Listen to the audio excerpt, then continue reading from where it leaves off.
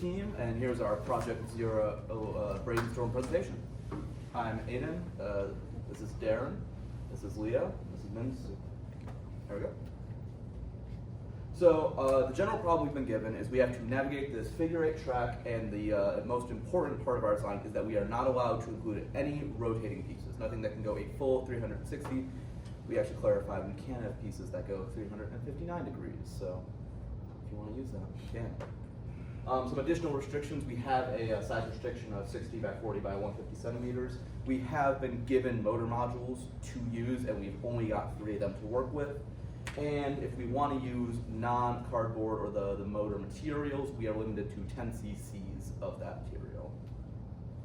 And so when looking at what we want our robot to do for this project, we really only need it to do 2 things, and that's move forward and turn.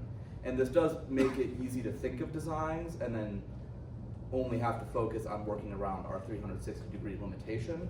And so after looking at the problem, we came up with a few takeaways. So first of all, shifting weight and friction are our friend in the scenario. So whether we're using the inchworm style, which more uses weight to kind of rock itself back and forth and move forward, or we have some kind of kicking motion that pushes against the ground and keeps itself in place, we are using these what would normally be considered kind of risky things, whether it's balance or friction or just reducing movement, and we can use them to our advantage. Some other things is, I mean, as a group, we kind of thought that one of our modules should just be used for turning. So when we thought of our designs, we use up to 2 for our forward movement. You'll see that we can always use 2. We actually use 0 in one of them. Pretty cool. You'll see in a moment.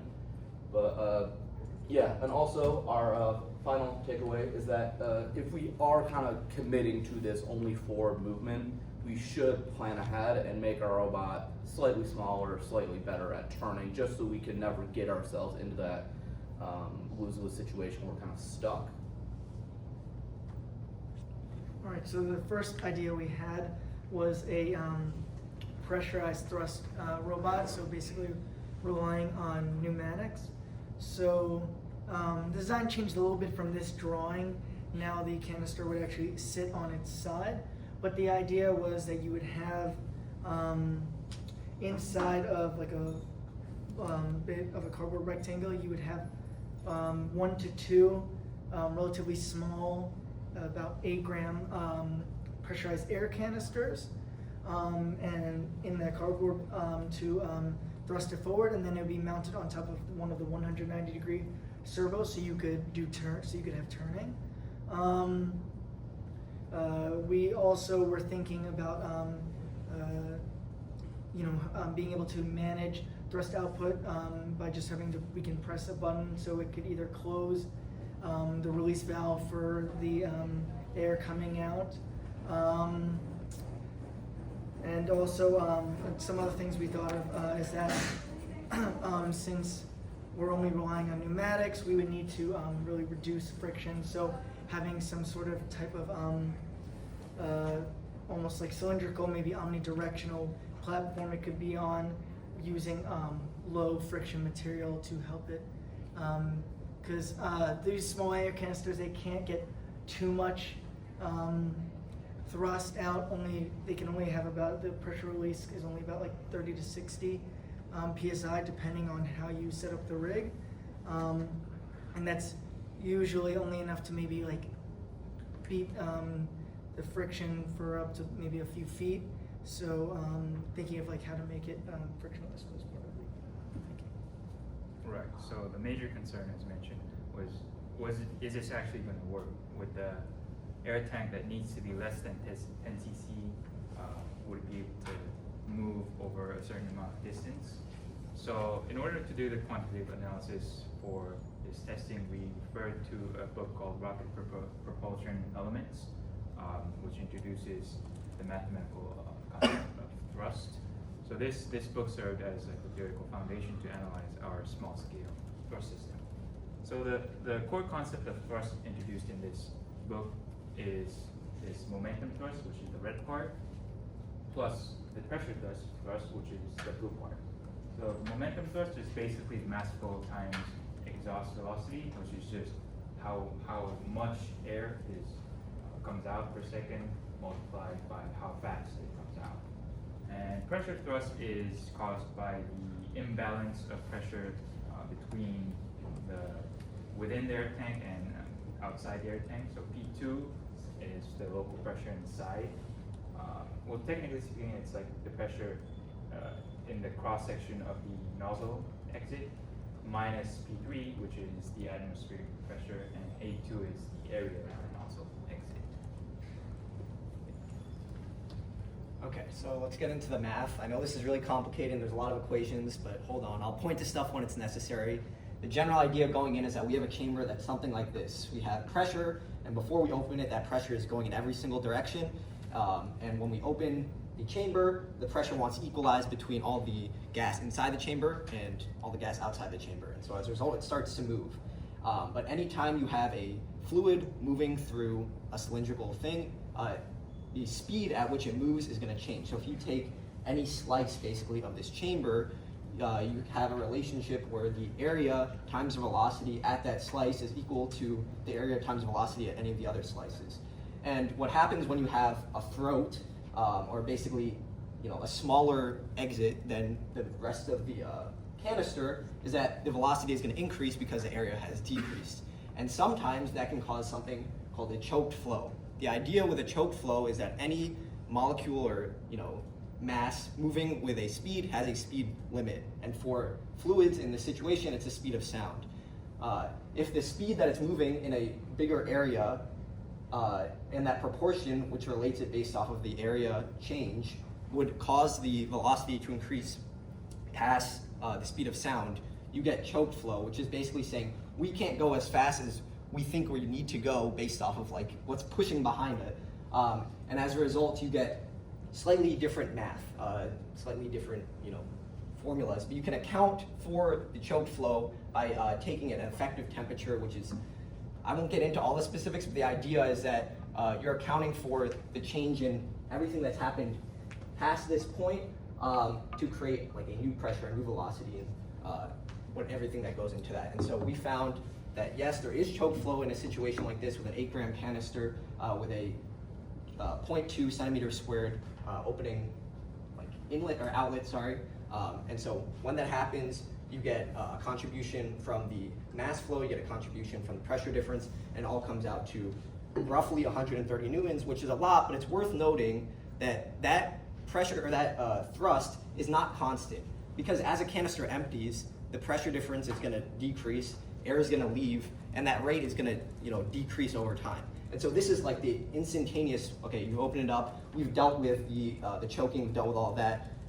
It's not going to move at that speed forever. And this creates a lot of difficulty when you're trying to come up with a design, because if you can't rely on a constant thrust or a constant force, it's really hard to say I want to move this far in this direction, because what are you going to do if the force is changing that's pushing you in that direction? And so as a result, we found that it would be a very tricky design to continue with. Fun fact about all of this is that this relationship changing area and velocity, that's kind of how when you look at a shower faucet, you can change the water pressure. You're not actually changing the water pressure. What they're doing is you're changing the area of each of the individual little nozzles, and so it feels like the water pressure is increased because the water is moving faster. It's actually the same pressure, it's just a smaller area, higher velocity. Okay, let's continue. So, okay, go ahead. Yeah. So although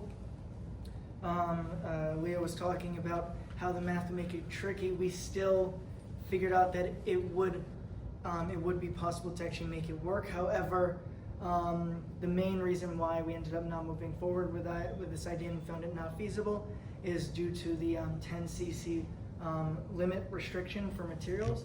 So this first idea required a lot of extra parts for managing the pressure and the sound release from the canisters, and also making sure the rig was properly set up so that we could actually get it to work, and because of how many parts, it all adds up to well above the 10 cc limit, which is why we decided to move to our second idea. So a little bit of history going into this design. When we came in on Tuesday, we had that pressure design, and we had another, it was called the seal design, but we didn't realize that the seal design had a part that was actually rotating 360 degrees. It wasn't any of the parts that contributed to motion, but it still was rotating. And so we effectively had no designs that were feasible to construct within the time frame generated. And so we're like, okay, we have to come up with a new design, one that works, one that we can get ready in all, the designated amount of time. And so we, keep it simple. Stupid is like an acronym that we've been trying to use. So the idea with this inchworm kicker design is that there's no linkages, nothing that like adds complexity. We're trying to keep it, simple while also effective. And so we have 3 moving parts. The first is these back legs. The back legs just move forward and backwards. As they move backwards, they swing and push it forward. There's kind of a cycle that goes in with that, where when they're in the backwards position, they're going to need to reset to the forwards position. But if they swing forward when the back legs are already touching the ground, well, now it's pushing the entire robot back. And we don't want that. We want it to stay in place when those back legs are moving back. So initially, the plan that we had was to use something like this, where you have a back pole that pushes down, and when it pushes down, the back legs are now lifted into the air, and they can swing back without moving the robot. After talking with the professor, we realized this is probably just making it more complicated than it needs to be. You can just have a swinging arm that goes under this. It can face either the back or the front, but as that swinging arm comes down, if it's longer than these legs, it pushes down. Now the legs are in the air. You don't have to worry about that as they come back. The turning, on the other hand, comes from the front. Initially, like, well, what if we have 2 legs with a wheel that's in between, and as the wheel spins, it picks up the legs and moves them? But even that's overcomplicating it, because what we can just do instead is just have some sort of wheel, octagonal shaped structure that has a point of contact, and every time we want to turn, we can rotate that structure depending on where those points of contacts are and what code we put into the servo motor. We can get it to rotate a specific amount. Since the path that you see over there that we're going to have to trace only rotates 270 degrees each way, it goes 270 one way, and then 270 the other way. You're never going to rotate 360 degrees. So even though you have a circular element, you're only using a limited range of motion. And so this is really useful because now you have 1 point of contact here, 2 points of contact here, so it's always stable. So it makes it very simple. The idea is, we have a 4-stage cycle. Just repeat it over and over again, and then if we ever have to interrupt that cycle to turn, we can stop at any of these stages and rotate the wheel. You guys are at 13 minutes. Okay, yeah, we'll go quickly.